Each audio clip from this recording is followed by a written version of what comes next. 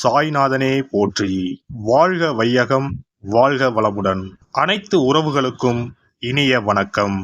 நாம் இந்த பதிவில் பெயர்ச்சி அடைந்த சனி பகவானால் ஏற்பட போகும் தாக்கத்தை குறைக்க ராசிக்காரர்கள் செய்ய வேண்டிய பரிகாரங்கள் மற்றும் எந்த கோவிலில் உள்ள தெய்வத்தை வழிபட வேண்டும் என்பதனை பற்றி விரிவாக காண்போம். உங்கள் வாழ்வில் வளமும் நலமும் செல்வ செழிப்பும் பெற்று வாழ்வில் உயரிய நிலையை அடைய எல்லாம் வல்ல இறைவனை வேண்டி விரும்பி கேட்டுக்கொள்கிறேன்.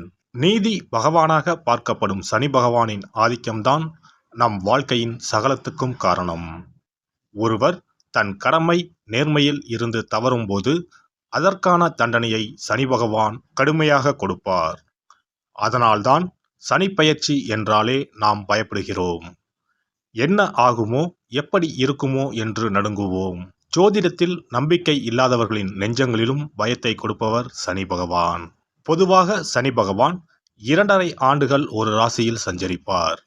அந்த வகையில் 12 ராசிகளையும் கடப்பதற்காக 30 ஆண்டுகளை எடுத்துக்கொள்கிறார். இவ்வாறு ஒவ்வொரு முறையும் சனி பகவான் பெயர்ச்சி அடையும் போது அனைத்து ராசிகளிலும் ஆக்கப்பூர்வமாக இருப்பதில்லை. அப்படியாக சனி பகவான் மகரம் ராசியில் இருந்து கும்ப ராசிக்கு இடப்பெயர்ச்சி அடைகிறார். அதன்படி மேசம் லாபச்சனி, ரிஷபம் தொழில் சனி, மிதுனம் பாக்கிய சனி, துலாம் புண்ணிய சனி, தனுசு தைரிய சனி என வருவதால் இந்த ராசிக்காரர்கள் கொஞ்சம் நிம்மதி பெருமூச்சு விடலாம். அவ்வப்போது சனி பகவானை வழிபாடு செய்து வாருங்கள். வாழ்க்கையில் நல்லது நடப்பதற்கும் நன்றியை சொல்லிவிட்டு வாருங்கள். அதுவே கடகம் ராசிக்காரர்களுக்கு அஷ்டம சனியும், சிம்ம ராசிக்காரர்களுக்கு கண்டச்சனியும், கும்பம் மகரம் மீனம் உள்ளிட்ட ராசிக்காரர்களுக்கு 7.5 சனியும் உள்ளது. தனுசு ராசிக்காரர்கள் 7.5 சனியில் இருந்து விடுபட்டு உள்ளீர்கள். விருச்சிகம் ராசிக்காரர்களுக்கு அர்த்தாஷ்டம சனியாக உள்ளது. எனவே இவர்கள் தங்கள் வாழ்க்கையில் எடுத்து வைக்கும் ஒவ்வொரு அடியையும் மிகுந்த எச்சரிக்கையுடன் எடுத்து வைக்க வேண்டும். மேலும் கும்பராசியில் சஞ்சரிக்கும் சனி பெயர்ச்சியின் தாக்கம் அனைத்து ராசிகளிலும் காணப்படும். சனி பகவானின் தாக்கத்தில் இருந்து தப்பிக்க பரிகாரம் ஒன்றே வழி. அதன்படி சனி பெயர்ச்சியால் பாதிக்கப்படும் ராசிக்காரர்கள் செய்ய வேண்டிய பரிகாரங்கள் மற்றும் எந்த கோவிலில் உள்ள சனி பகவானை வணங்க வேண்டும் என்று பார்க்கலாம். கன்னி ராசி அன்பர்களே, உங்களுடைய ராசிக்கு 6ஆம் வீட்டில் சனி சஞ்சரிக்கும் பொன்னான காலம். கன்னி ராசிக்காரர்களுக்கு முழு அதிகாரத்தையும் சனி தருவார். இதுவரை நிறைய சறுக்களை சந்தித்து இருப்பீர்கள். சனி பகவான் தனது சொந்த வீட்டில் ஆட்சி பெற்று பயணம் செய்யும் இந்த காலகட்டத்தில் கடன், நோய் எதிர்ப்பு போன்றவை கட்டுப்படும். விபரீத ராஜயோகம் கிடைக்கப் போகிறது. எனினும் சனி பகவானின் தாக்கத்தை குறைக்க வாழ்வில் மேன்மை பெற விழுப்புரம் மாவட்டம் உளுந்தூர்பேட்டை தாலுகாவில் இருக்கும் பரிக்கல் லட்சுமி நரசிம்மர் ஆலயத்திற்கு சென்று வழிபட்டால் மிகுதியான நன்மைகளை பெறலாம். இக்கோவிலுக்கு ஒருமுறை சென்று வாருங்கள். பல மாற்றங்கள் உங்கள் வாழ்வில் உண்டாகும். இத்தலத்தில் செய்யப்படும் வழிபாடுகளால் நவக்கிரக தோஷங்கள் விலகும். விழுப்புரம் மாவட்டம் பரிக்கல் ஊரில் உள்ள கோவில்தான் அருள்மிகு லட்சுமி நரசிம்ம சுவாமி கோவில். இந்த கோவிலில் மூலவராக லட்சுமி நரசிம்மரும் அம்மனாக கனகவள்ளியும் உள்ளனர். விழுப்புரத்தில் இருந்து கூவாகம் செல்லும் வழியிலேயே அமைந்துள்ளது இக்கோவில். உளுந்தூர்பேட்டை, விழுப்புரம் ஆகிய ஊர்களில் இருந்து பேருந்து வசதி பரிக்கல்லுக்கு இருக்கிறது. பொதுவாக நரசிம்மர் கோவிலில் உக்கிரமூர்த்தியான நரசிம்மர் தன் மடியிலுள்ள மகாலட்சுமியை ஆலிங்கனம் செய்திருப்பார். ஆனால் இந்தியாவிலேயே இங்கு மட்டும்தான் நரசிம்மரை லட்சுமி தாயார் தன் வலக்கையாலும், லட்சுமி தாயாரை நரசிம்மர் ஆலிங்கனம் செய்தபடி மூர்த்தி உண்டு. மூலஸ்தானத்தில் லட்சுமி நரசிம்மரும் தனி சன்னதியில் கனகவள்ளி தாயாரும் அருள் பாலிக்கின்றனர். இங்கு பெருமாளை தாயார் ஆலிங்கனம் செய்துள்ளபடி இருப்பதால் பெருமாள் மிகவும் சாந்த சொரூபராக உள்ளார். உலகிலேயே 2 ஆஞ்சநேயர் உள்ள ஒரே சன்னதி இந்த ஆலயத்தில் உள்ளது. இத்தலத்தில் லட்சுமி நரசிம்மர் அனைத்து பிரிவு மக்களாலும் குலதெய்வமாக கொண்டாடப்படுகிறார். 1800 ஆண்டுகள் பழமையான இத்தலம் மிகச்சிறந்த பிரார்த்தனை தலமாகும். இத்தலம் காலை 6 மணி முதல் மதியம் 1 மணி வரைக்கும், மாலை 4 மணி முதல் இரவு 8 மணி வரைக்கும் திறந்து இருக்கும். காலை 8 மணி முதல் 9 மணி வரை காலசாந்தி பூஜை, 11 மணி முதல் 12 மணி வரை உச்சிக்கால பூஜை, இரவு 7:30 மணி முதல் 8 மணி வரை ராக்கால பூஜை நடைபெறும்.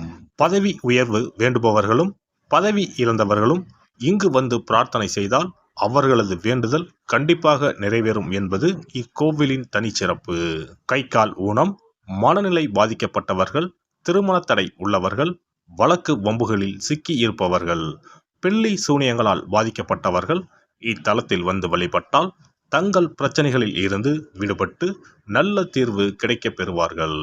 எண்ணெய், பால், தயிர், இளநீர், பஞ்சாமிர்தம், எலுமிச்சை, மஞ்சள், சந்தனம் இவற்றோடு கூடிய நித்திய அபிஷேகங்கள் செய்யலாம். நரசிம்மருக்கு வஸ்திரம் சாற்றலாம். பக்தர்களின் நேர்த்தி கடன்களாக மொட்டை போடுதல், காது குத்துதல், மாவிளக்கு ஏற்றுதல், அங்க பிரதட்சணம் ஆகியவை பெருமாளுக்கு இத்தலத்தில் செய்யப்படுகின்றன. ஆனால் கொடிமரம் பகுதியில் வைக்கப்படும் பொங்கல் போன்றவை ஆலயத்துக்குள் எடுத்து செல்ல அனுமதிக்கப்படுவதில்லை. தவிர கோவிலுக்கு வரும் பக்தர்களுக்கு அன்னதானம் செய்வதால் சனி தோஷத்தில் இருந்து விடுபடலாம்.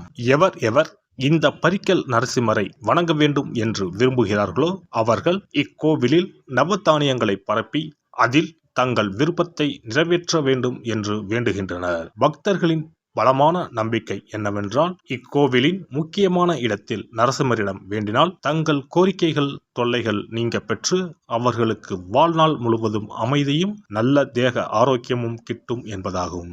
சம்பாதிக்கிற காசு எங்க போகுதுன்னே தெரியாது, தீராத நோய், கடன் மேலே கடன், இது போன்ற ஏதேனும் அறிகுறிகளுடன் என்ன செய்வதென்றே தெரியாமல் உள்ளீர்களா? எத்தனையோ கோவில் வழிபாடு, நோய்க்கு மருத்துவர்னு எதுக்குமே பயன் இல்லையா? கவலையை விடுங்க. இந்த கோவிலுக்கு மட்டும் குடும்பத்துடன் ஒருமுறை சென்று வழிபட்டு வாருங்கள். அதன் பிறகு தடைப்பட்டு இருந்த உங்களது வளர்ச்சியும் ஆரோக்கியமும் பிடித்த தோஷங்களும் விலகி ஓடுகிறத ஒரு சில நாட்களில் உணருவீர்கள். இத்திருக்கோயிலுக்கு செல்ல முடியாதவர்கள் வீட்டிலேயே சில எளிய பரிகாரம் செய்யலாம். சனிக்கிழமை தோறும் எல் தீபம் ஏற்றி வழிபடலாம். காகத்துக்கு சாதம் இடுவதும் மாற்றுத்திறனாளிகளுக்கு இயன்ற உதவிகளை செய்வதும் சிறப்பு. சனிக்கிழமை தோறும் சனி பகவானுக்கு இரும்பு அகல் விளக்கில் நல்லெண்ணெயில் தீபம் ஏற்றி வழிபட பலவித பலன்களை பெறலாம். கருங்குவளை மலர்களால் சனி பகவானுக்கு அர்ச்சனை செய்து வர நன்மைகள் பலவற்றை பெறலாம். வன்னிமர இலைகளை மாலைகளாக தொடுத்து சிவபெருமானுக்கு சனிக்கிழமை தோறும் சாற்றி வணங்கி வழிபடவும். சனிக்கிழமை அசைவ உணவு கண்டிப்பாக சாப்பிடக்கூடாது. சனிக்கிழமை தோறும் நல்லெண்ணெய் குளியல் செய்தால் கெடுதல் குறையும்.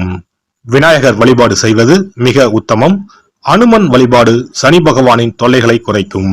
விசேஷ நாட்களில் மண் அகலில் நெய், நல்லெண்ணெய், இலுப்பை எண்ணெய் மூன்றும் சேர்த்து பஞ்சு திரியிட்டு தீபம் ஏற்ற வேண்டும். இவ்வாறு விளக்குகள் ஏற்றி வழிபட்டால் சகல நன்மைகளும் சூழும். சாமி சன்னதியில் இந்த தீபங்கள் இரண்டையும் ஏற்றி வழிபடுவது இன்னும் மிகச் சிறப்பு. எல்லாம் வல்ல இறையருளால் நீங்களும் உங்கள் அன்பு குடும்பமும் உடல் நலம், நீலாயுள், நிறை செல்வம், உயர் புகழ், மெய்ஞானம் ஓங்கி வாழ்க வளமுடன்.